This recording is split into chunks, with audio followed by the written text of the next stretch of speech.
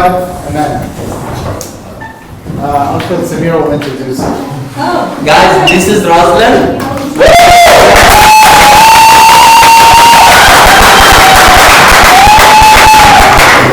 She had a lot in this church and then she moved to Long Island. Yeah. Blessed by God in Long Island.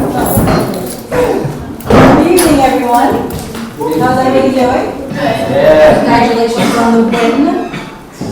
Soccer game that everyone talking about. So today I wanted to talk about something that most of us go through and experience, whether in the past or you're actually going through right now, or maybe you'll be facing at some point in your life. And that topic is about anxiety. And I wanted to kind of talk about my role in anxiety, as well as God's role in anxiety. I know that most of the things that I'm going to talk about, there's nothing new. I'm sure you've heard 100 times the meditations, talks about this verse or about this topic. I'm just hoping that this will serve as a reminder, as a refresher, something that we kind of drifted away, we got focused on our problems, and then we don't remember promises, we don't remember verses, we don't remember what God has taught us and has made sure that you know in your heart and your mind when you face these things. So, framework. We're going to talk about definitions and the signs of anxiety. By the way, I'm not a doctor. This is basically just simple framework of what anxiety is. So it's defined as a state of uneasiness. It's worry. Abnormal fear that has no specific cause. So if we dig a little deeper, what is worry? It's a state of uncertainty over actual or potential problems. It's allowing your mind to focus on difficulty and troubles. Okay? So what are the signs of anxiety? Very general. There, as you can imagine, a wide list of signs and things that describe anxiety. And I wanted to pick keywords: excessive, ongoing worry and tension, an unrealistic view of problems, restlessness or feeling of being edgy, something, you're tense, there's something going on. And excessive, that I wanted to focus on a little bit with that, is excessive in terms of anything. It could be excessive of thinking. It could be excessive of overanalyzing things. Excessive in eating. Excessive in whatever it is. So just kind of keep that in your mind. So, what are some of the things that we may be anxious about? That's open for you guys. Not all at once, please. School. School's always like a source of anxiety. In what way? Just obviously like in doing well and all that, but like, what am I going to be able to get a job after? Are my grades good enough? Like, even if you put in like 150% and you don't get the grades you want, like, is this going to be sufficient? So, and kind of that. So be anxious about that, absolutely. What else? Yes. Say our future in general, just because we don't know what's going to happen. Okay, be a little specific. Am I doing what I'm supposed to be doing right now to set myself up for the future? Okay, definitely. What else? Make it a little personal. You don't have to share any secrets or anything, but Maybe if you or someone close to you has a specific illness or something, what changes that might cause to you or their lives? absolutely. So health, right, and sickness, and whether it's for you, on you, or for the others. Anything else that we may be anxious about, worried about, have fears? Yes. Decisions, Elaborate. like which college I'm going to, which career I'm gonna do. Is this or this good for me? Should I do medical, or should I do engineering, or should I just stay? Yeah, your life path, right? Okay. What else? So it seems like, yes, You can be anxious about friendships or relationships or just interactions with other people. expand. So you might be worried that some like this relationship or this friendship or whatever it is not right for you, or like you worry about the state of your relationship with someone. You guys touched upon most of the things that I've written here. The career path, what do I want to do? What if I don't pass? What if I don't get certified? What if I don't get a job? My health? What if I get sick? What if I have something that I don't even know about? My parents, my relatives, what if they're sick? What if I know that there's a family relative that has a specific sickness and I'm worried that I might get it or my parents might get it? Financial stability. Will I ever be able to pay off my loans? Right? Will I ever be able to be financially independent and secure? What if I get a job and I'm financially secure, but then I lose it? What happens? I have bills to pay. I have responsibilities. What do I do? And then it touches upon about, will I ever be close to God the way other people are? Like we view people, they're so good and they have certain things about them, and you're just like, will I ever be like, will I ever be more Christian? Will I ever be, would I ever be close to God like others?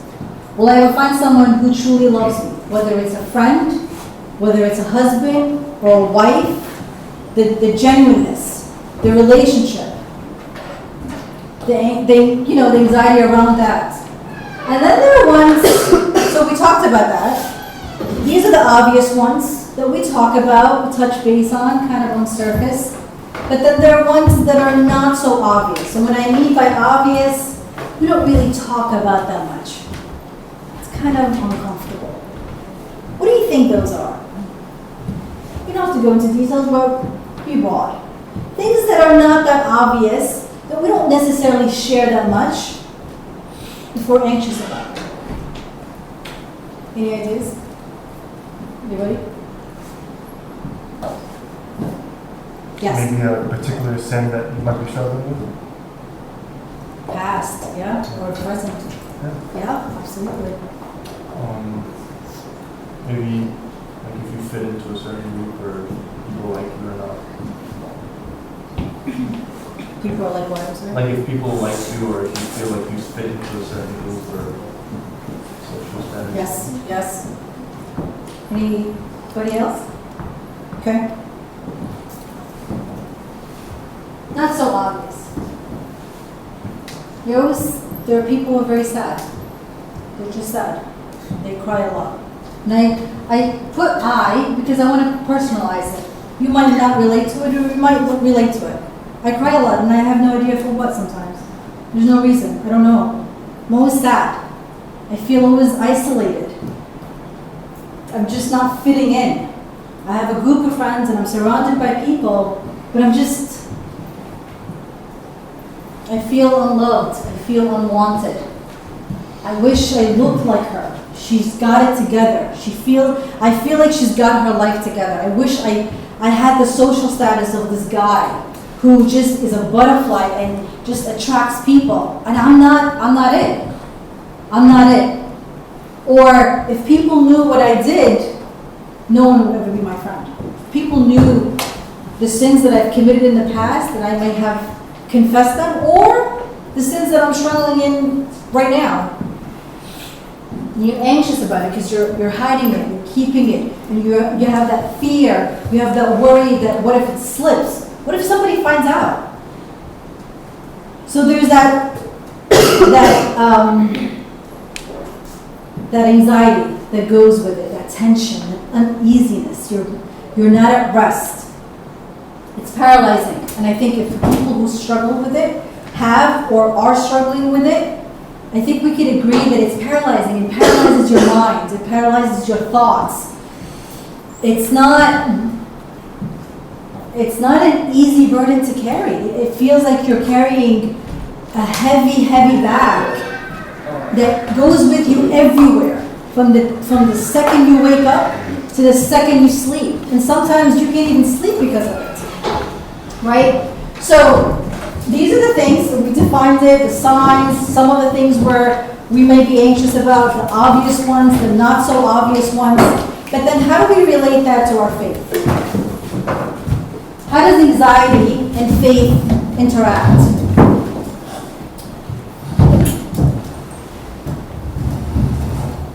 So I quoted this Christian writer that says the beginning of anxiety is the end of faith.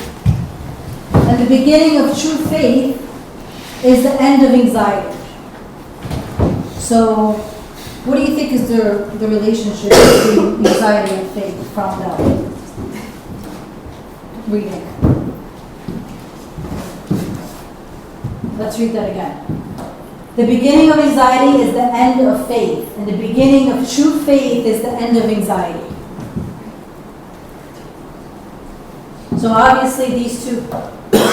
Inversely proportional. So if your faith increases, then your anxiety decreases. But do you mind if I disagree with this? Sure.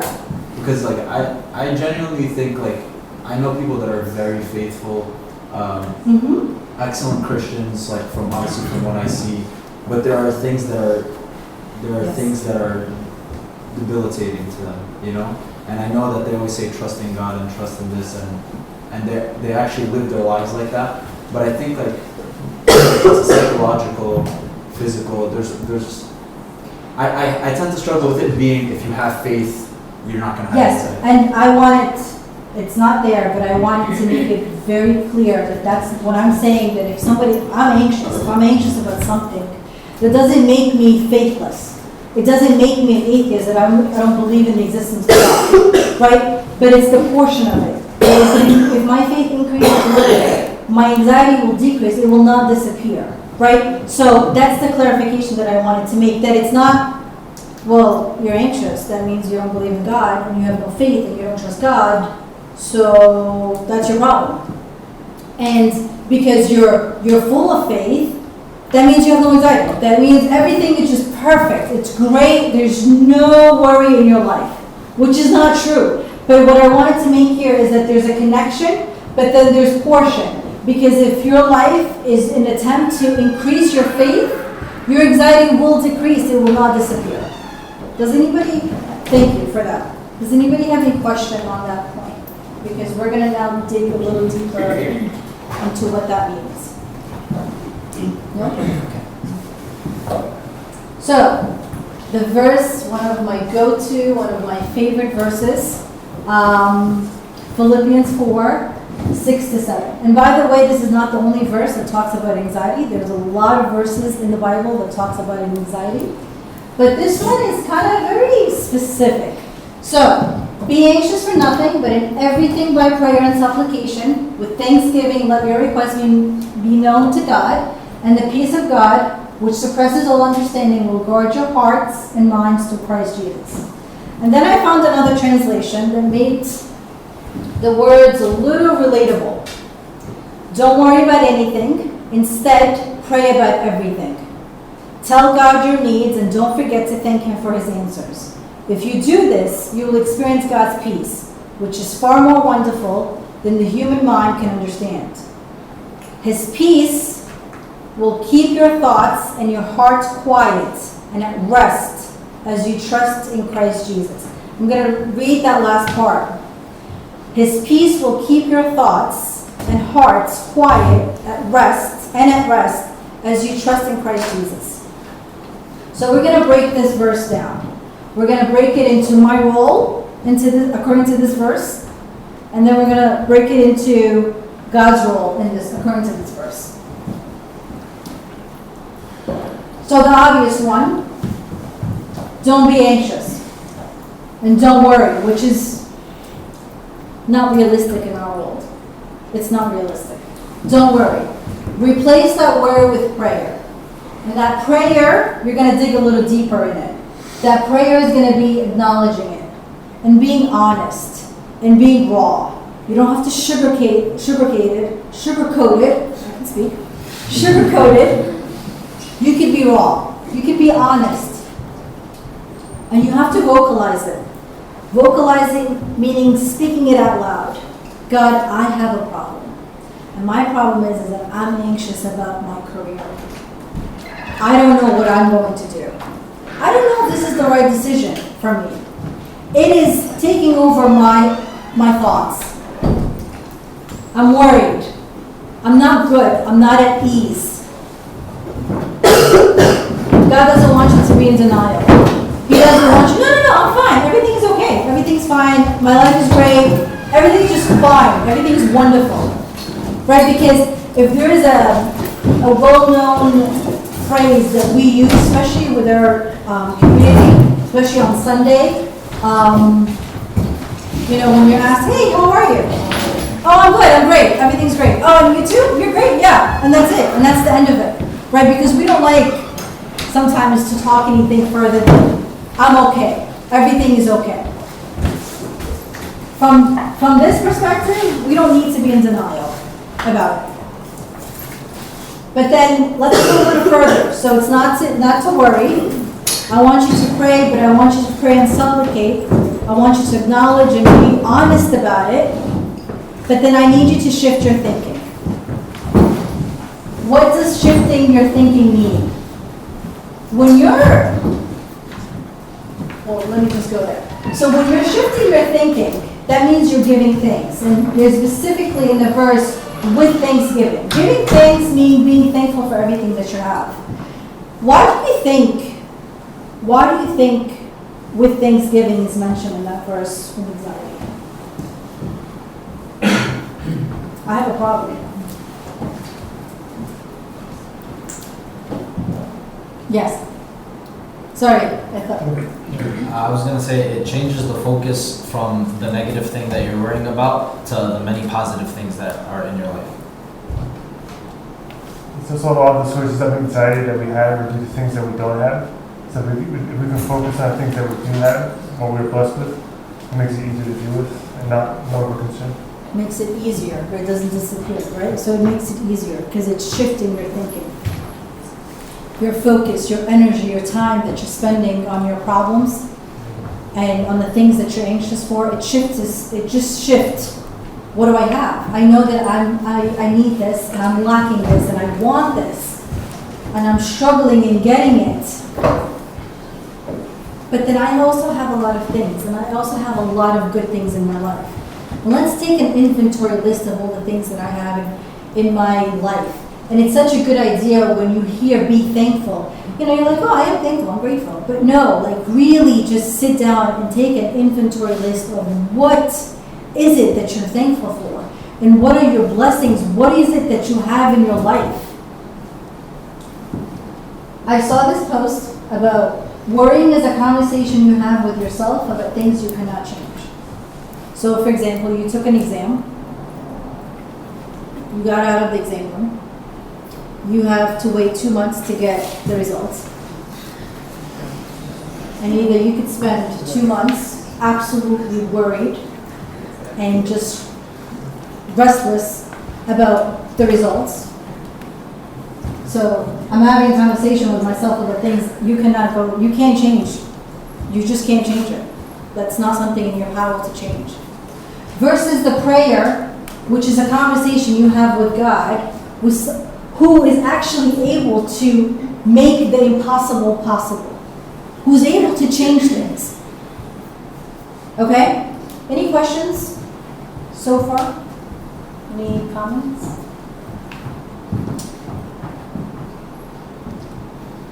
What is God's role then? So I know my role, what I have to do. What's his role? Obviously, if God is making it a point for you to not worry, to pray, to supplicate, let your request be known, talk to me, have a conversation with me, that would imply that he's listening to you. that he's always there, and that he is listening. But then let's go a little deeper. And then he talks about granting his peace, granting you his peace, which suppresses all understanding, which is illogical. It's not logical to the mind. It's something you can't explain. Have you ever met someone who's going through a really difficult time, like a really difficult time, and you have the opportunity to be there with that person, and they're sharing their story or what their problem is, and you're dumbfounded, and you have your mouth open because you're like, how is this guy still standing? And why is he like not flipping out? And why is he not angry? And why is he reacting in such a way? And he has that peace about him that you cannot explain, neither can he. But there's that peace. But then the verse doesn't stop there. There's granting your peace that suppresses all understanding. It goes a little deeper. And that is guarding your heart and your mind.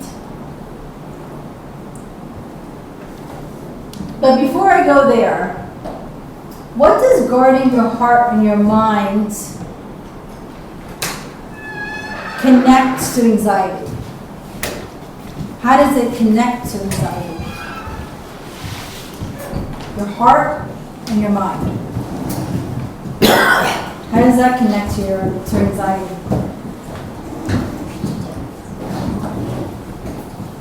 You think of your mind as your thoughts and your heart as your emotions, and when you're anxious, you kind of lose control of both. But like you said, excessive, it could be excessive anything, excessive thinking. So guarding your heart and your mind would kind of protect you from falling into those like spiral habits. Excellent. So guarding your heart and your mind, so your emotions and your thoughts. Exactly like you said. We tend to live in our head most of the time. I do. I'm not going to generalize. I don't know about you guys. We tend to live in our head. We tend to internalize a lot of things, especially if you're struggling with something. We're in our head. And unfortunately, we tend to lean towards the negative side of things, and there's an unbelievable effort to switch to the positive side of things. What do I mean by that? So there's a lot of negative thinking that happen. And it's like the plant that you water every day with your energy, with your time, with your focus. I'm too difficult of a person. That's why I don't have a lot of friends. Or that's why people don't get along. I'm just too difficult. I'm too sensitive. I don't have it in me. There's a lot of, I don't have it in me. I'm not smart enough. I took the exam and I didn't pass, so I'm not smart enough. I'm not thin enough. I don't look good. I'm not witty enough. I'm not social enough. Something's wrong with me. Something's wrong with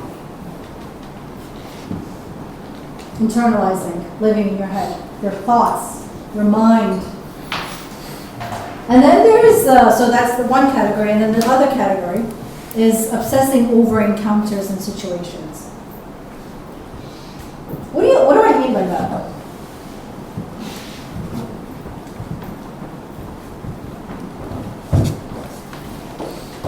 Somebody, come on.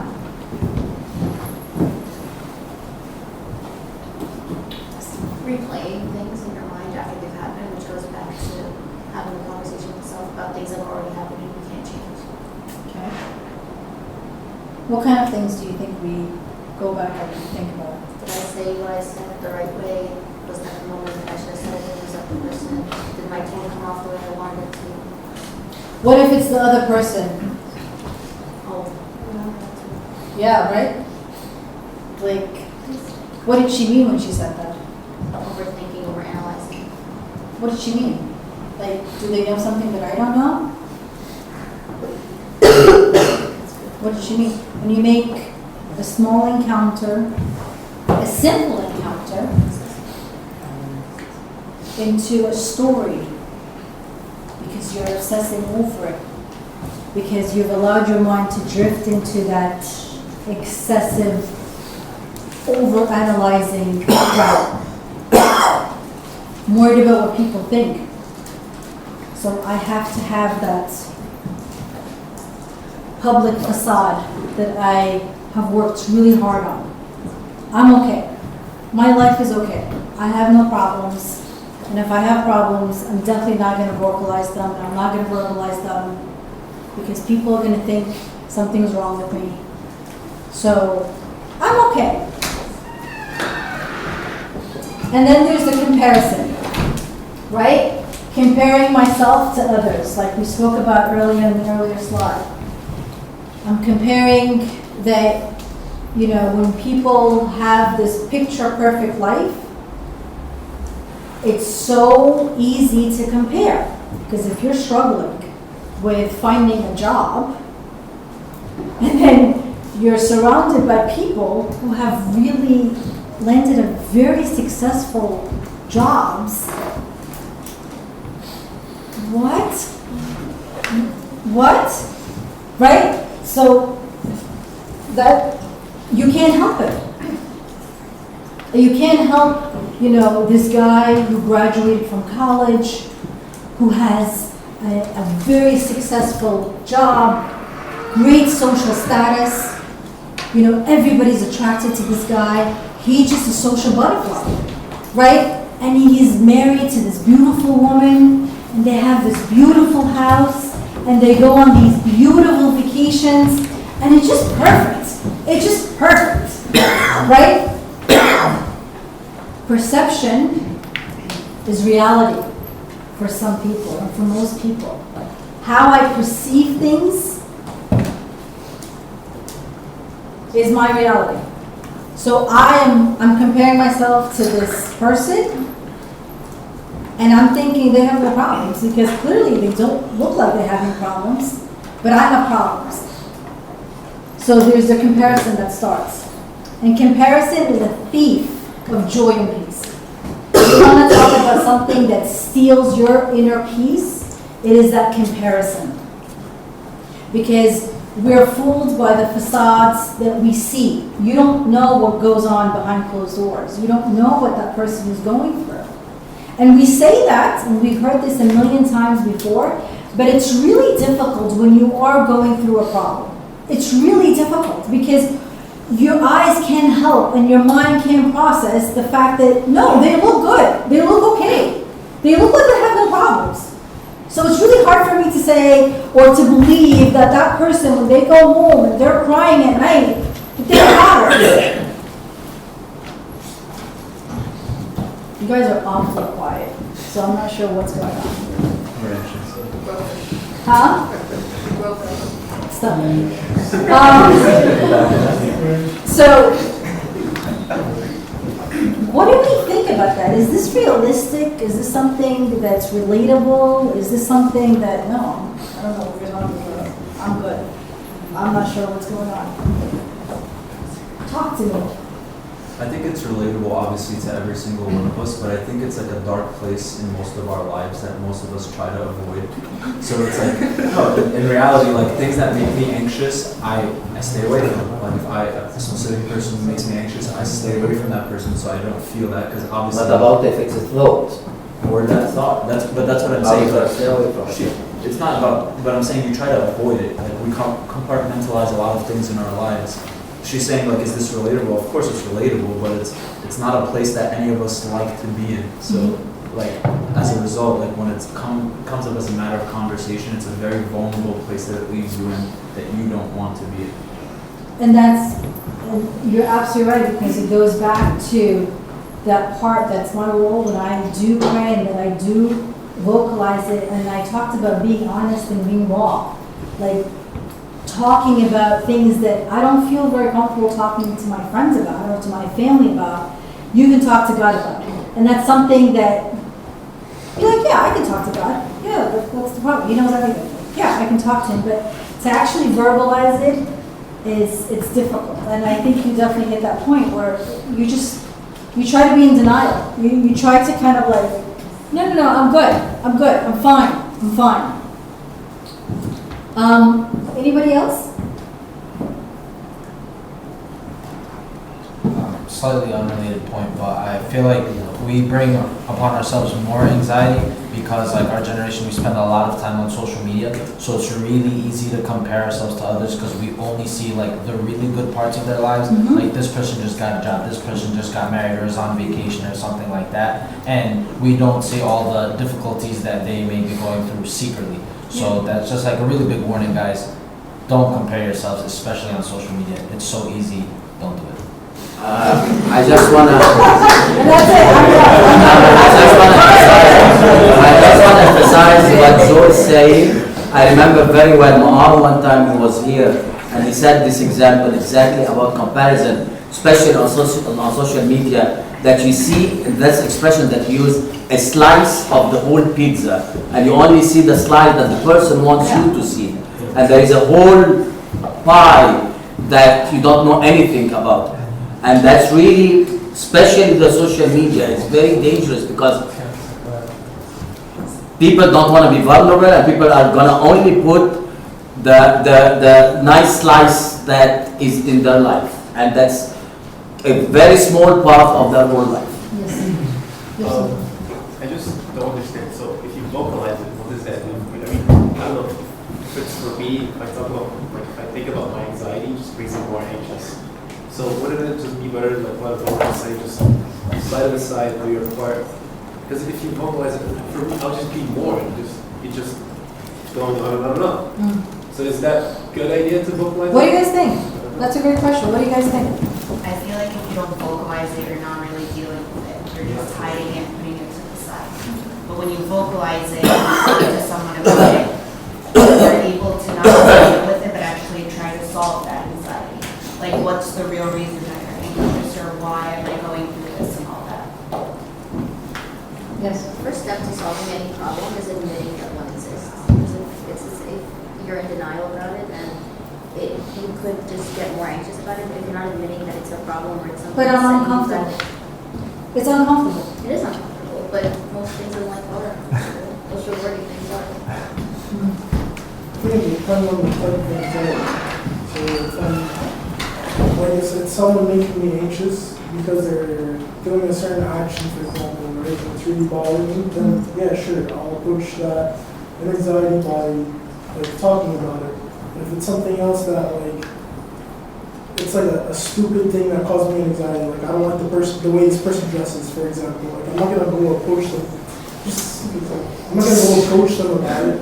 And I'm just gonna like put that to the side and move on with my life because it's just. Okay. I want to clarify something because I feel like there's maybe a confusion.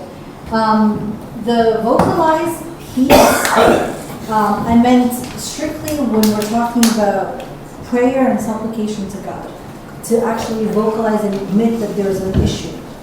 The other piece that you guys are talking about, vocalizing it to others, we're going to touch upon that later, but you have to discern who you're going to be talking to about this and not to the actual party, right? So I just want to clarify the vocalizing and verbalizing, actually saying it out loud, is more in this area right now is to God. It's to the supplication and to the prayers that you're going to practice when you're dealing with your anxiety. Everybody clear on that? Are we talking about acknowledging it, or? Acknowledging it. So kind of, I don't want to just like go with the flow. There's something that's not making me at peace. I'm uneasy, I'm nervous, I'm worried about it. It's taking a lot of my energy. And you kind of step back and you analyze, what is it? What is it that's making me anxious? Like, let's dig deeper about it with yourself. And then there's the prayer piece, and then there's the request piece that I'm putting it on God now to take care of it and to address it, right? So not that, God knows what, we have this tendency that God knows what I'm going through, so why do I have to say it out loud, right? So that's the piece that I wanted to talk about. But for for the, okay. So we talked about my role, God's role, and then what's the cure? Because there has to be an end to this. There has to be something. I mean, there has to be a start to finish kind of situation. And the cure here that I picked was a verse that we're all familiar with. This is not something new. But we have a tendency to just be very, very specific when it comes to this verse. That it's only about food, and it's about like drinking, and it's about body, and God said He's going to take care of it, so we're good. But then I'm not worried about food, and I'm not worried about drink, and I'm not worried about what I'm going to wear tomorrow. I might. Some people are worried about what they're wearing tomorrow, but it goes beyond that. And it's very interesting now how our Lord talked about anxiety at that time. That's a disorder that's not new, that came like 2 centuries ago. This is something that He specifically talked about and addressed because He knew His children would be struggling with it. So He talked about, and I'm not going to go through the verse, you guys could read it, but I bolded certain things. Therefore, do not be anxious, saying, what shall we eat, or what shall we drink, or what shall we wear? We can add more to that. Don't be anxious about your career. Don't be anxious about who you're going to marry. Don't be anxious about what kind of house you're going to be getting or buying. Don't be anxious about the circle of friends that you have. Don't be anxious about your health. Don't be anxious about your parents' health or your relatives' health. And the point here is not to not care. Because I don't want anybody to get out of this room and thinking, well, she told me not to care, so I'm not going to care. Please don't. No, there's a difference between genuine due diligence care, that you have to do what you have to do to take care of things and take care of yourself and take care of others, and that there are things you cannot control. And these things will make you anxious. And that's what the practice comes into play.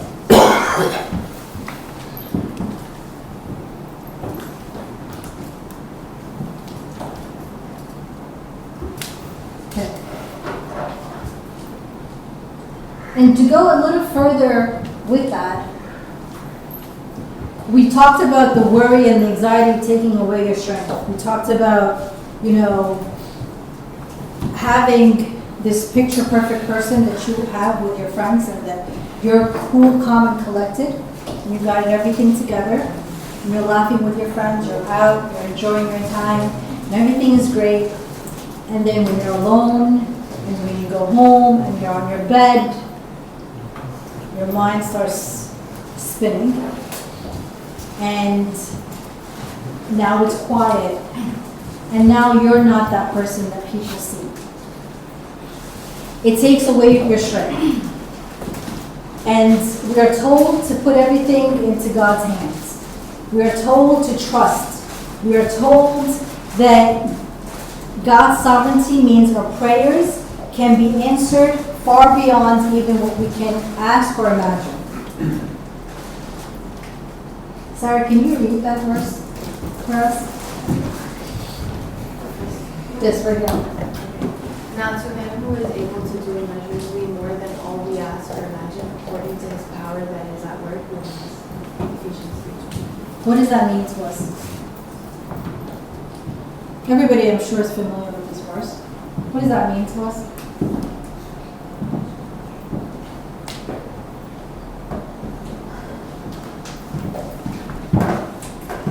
I think it goes back to Uncle Singer's point about the slice of the pie, because we don't see the big picture.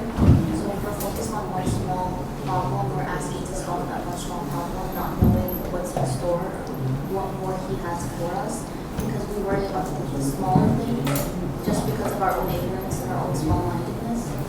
Yes.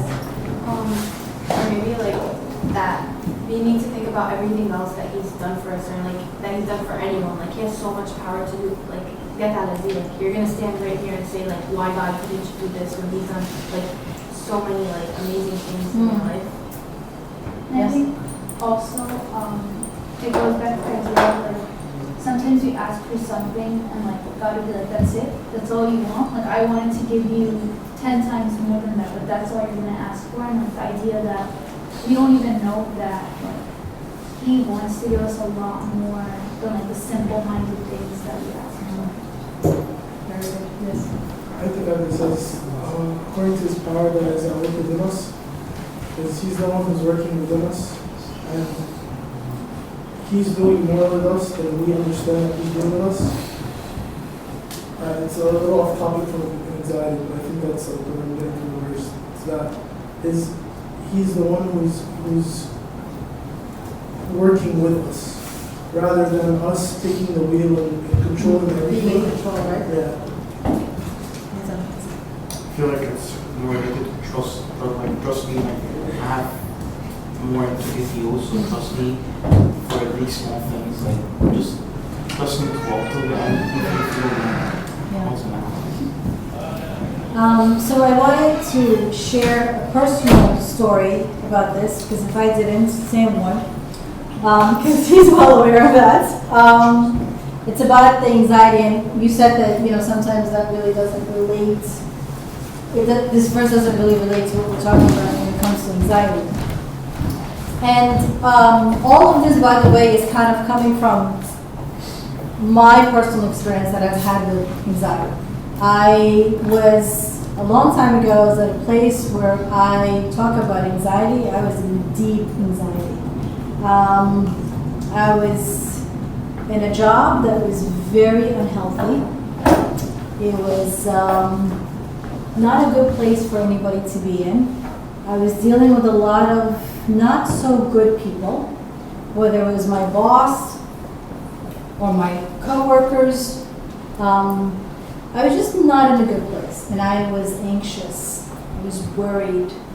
I was not at peace, and it paralyzed my life in every way, shape, or form. I would go to work, and then I would be miserable, and I would not go out after, because I don't want to deal with people, because I am in my problem, because that is my problem, and I can't get out of it. I would apply for so many jobs, and the doors would not open. I would further my education and go take my master's, and doors are still not open. I would pursue a field that my heart was after, and doors were not open. And time passed, and I went through a roller coaster of feelings with God. I went into anger and frustration. This is not fair. This is not fair. This is, you don't love me. You don't care for me. Because what is it, what's so difficult about you granting me a job? Everybody gets a job. Everybody gets, what's the big deal of you granting me something that it's good? There's nothing bad about it, right? So I go through all these phases, and I'm not eating, I'm not sleeping. I am isolating myself from my friends. I can't relate to anybody because I am in my problem. I am in my problem, and I'm living in my problem, and I have allowed it to take complete control over me. And after that, I went through the phase of whatever. Okay, you want me to be here? Fine, I'll be here. But I'm just telling you, this is not going to be okay, and this is not healthy. And I might, like, the only way that I would get out of this job is probably I'll check myself in the hospital. That's basically how I feel about it. Fine, if you don't, so you kind of like throw your hands up and you're just like, okay, God, whatever. And then it's like, well, wait, no. Maybe there's a reason of why I should be here. Maybe there is a bigger plan. But then there was silence from God. There's just complete silence. We pray and cry and beg and read and do my part, and nothing. Nothing. A year went in, and then maybe 2 years, and then 3, and then 9.5 years later. 9.5 years later, not 9.5 weeks or months 9.5 years. And some of you are like, you can't find a job in 9.5 years, it doesn't make any sense. Or you got your master's, you should be able to get your job. You should be able to get a job in your field, or whatever it is. And as you go through the journey with God, you know when doors are closed, and you know, and doors are open. So 9.5 years, I was in a state of not a great place. Not in a great place. And to spare you the details, I got a call randomly from a recruiter, and they're going through it back and forth, and I'm thinking this is a marketing call. I'm not taking them seriously. So we go through, I'm going to send you the job description, read it through, we'll talk about it. Okay, fine, let's set up an interview. Okay, fine. And then we're figuring out the dates, and that person goes silent. I knew it, God. Thank you for teasing me. Thank you so much. Appreciate it. They go silent for 2 months. 2 months later, another person called me. I'm so sorry, I apologize. My colleague went on a family emergency. I'm just touching base with you. Are you still interested? So I go through the interview. I interview a couple of the managers in these different departments. And then I interview with the director. And then they offer me a job. The job is 7 minutes away from my house at that time. And my commute to the city in my old job, the total commute going and coming was 4 hours. Okay, just put that in perspective. And then the salary was significantly, it was too much. It was what you said, it was kind of like, this is too much. And then I have a director who's offering me the job, and he's making me decide because the 2 managers that I interviewed with want me, and I need to make a decision which department I should go in. So we're chit-chatting and we're talking, and in part of the conversation, he says, you know, you definitely have the qualities and the skill sets and the experience, but one of the things that I really admired and I really liked was the fact that you stayed in this company for 9.5 years.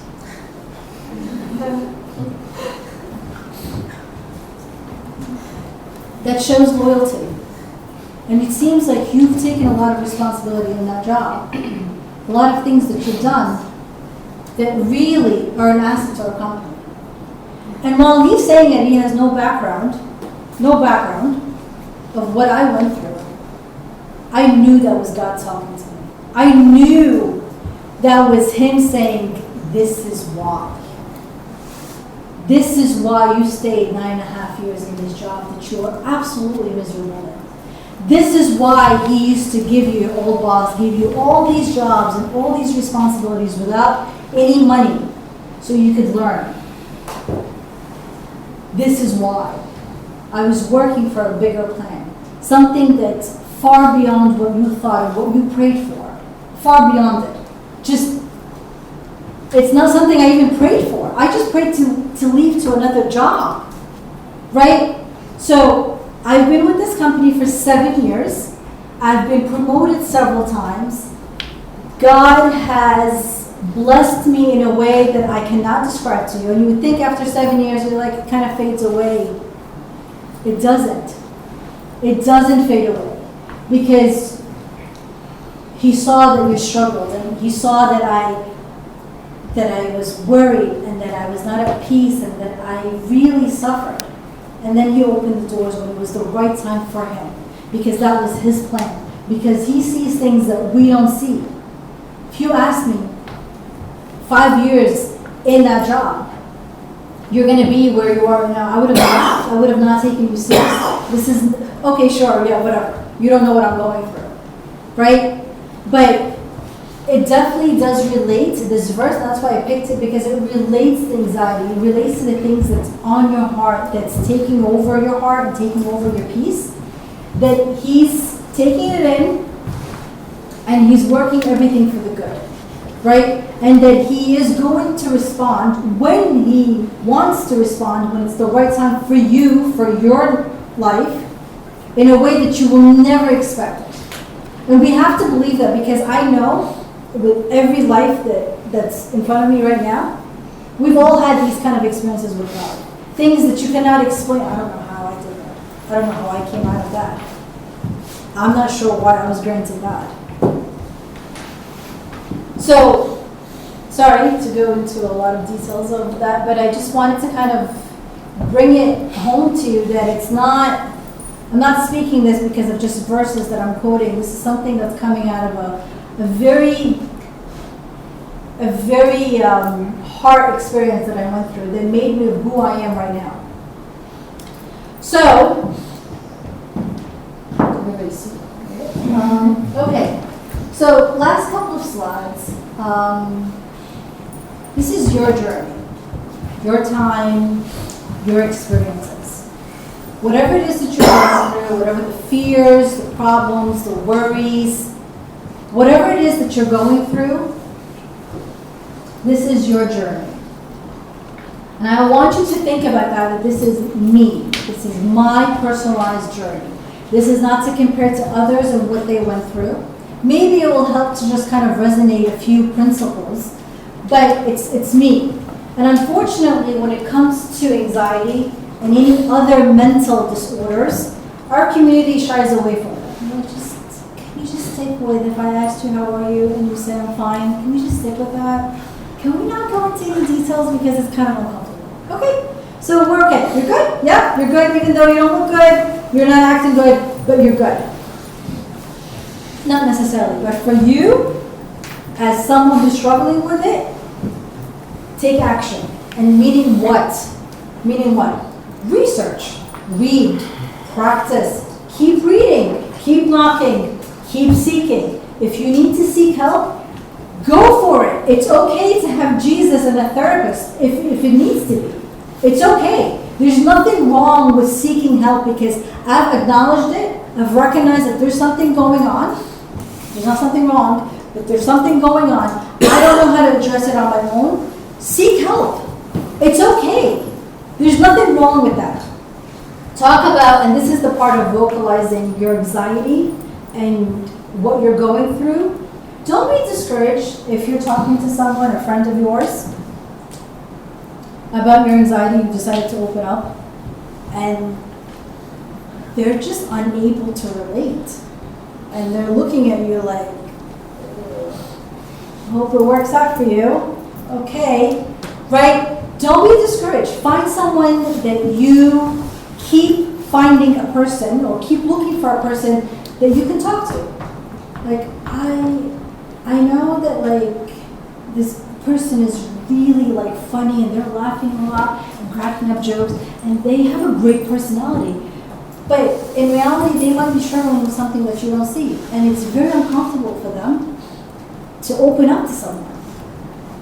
Because not only do some people feel uncomfortable about, whatever mental issues that you might be going through, they're going to probably say something that's going to be offensive. And then you're like, okay, yep, we're not talking anymore. We're good. Right? Because it helps for you not to internalize things. Because if you always keep things in your head and if you're internalizing, you're living in your bubble. And sometimes speaking to the right people help. And then lastly, as you know, as you can read, it's okay not to be okay all the time. We have this thing that you have to be okay all the time. You don't have to. It's okay.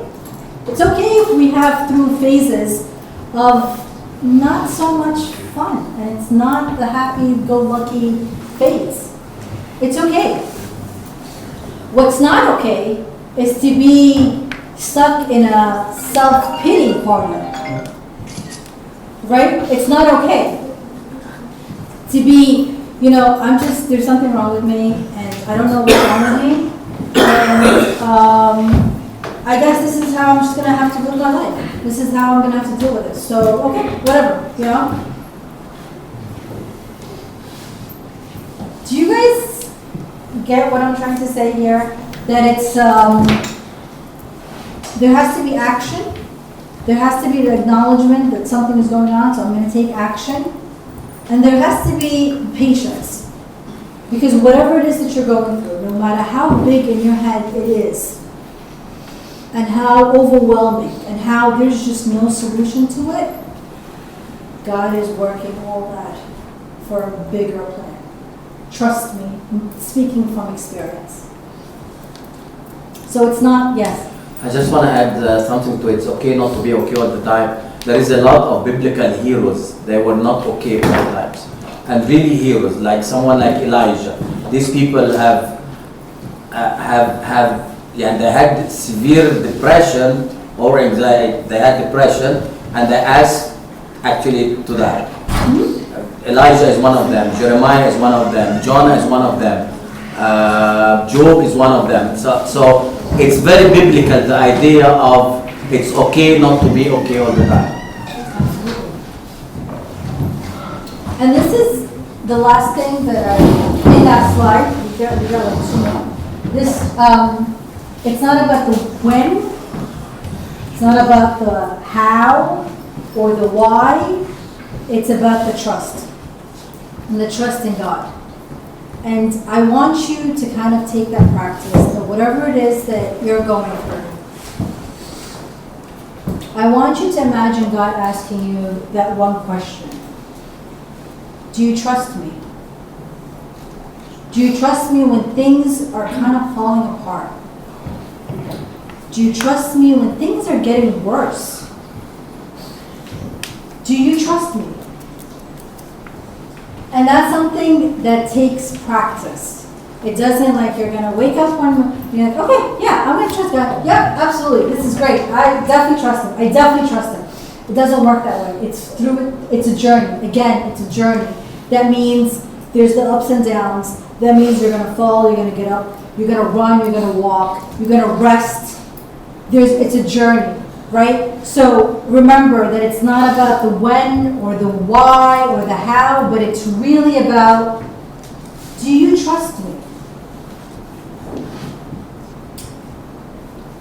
And then a friendly reminder and advice, if you are the person that, or if you have that friend that's going through anxiety or going through whatever, there are a couple of things that just gotta be mindful of. Don't disregard it.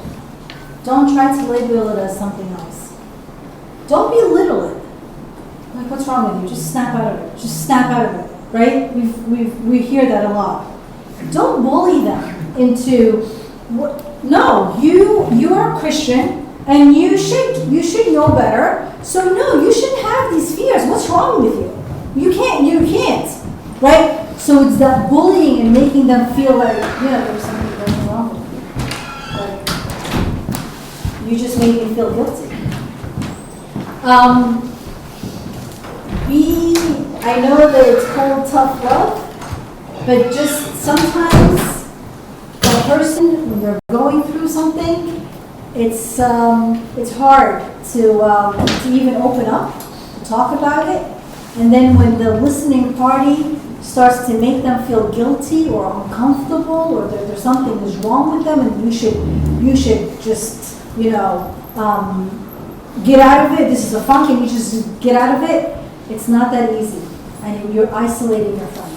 So keep that in mind, that you're kind of making them more living in their head and internalizing things that's not helping. So this is something I saw that I just, so we talked about that, sorry. The things that are hurtful and the things that are helpful, right? Because again, sometimes we're not really familiar if it's beyond an anxiety, that if there's a mental disorder that's going on, if there's a mental issue, sometimes we don't know, and we might have good intentions, but words are very powerful.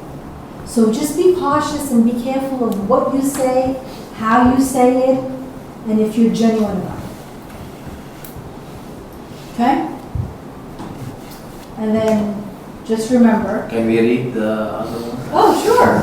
I was just reading it. Go ahead.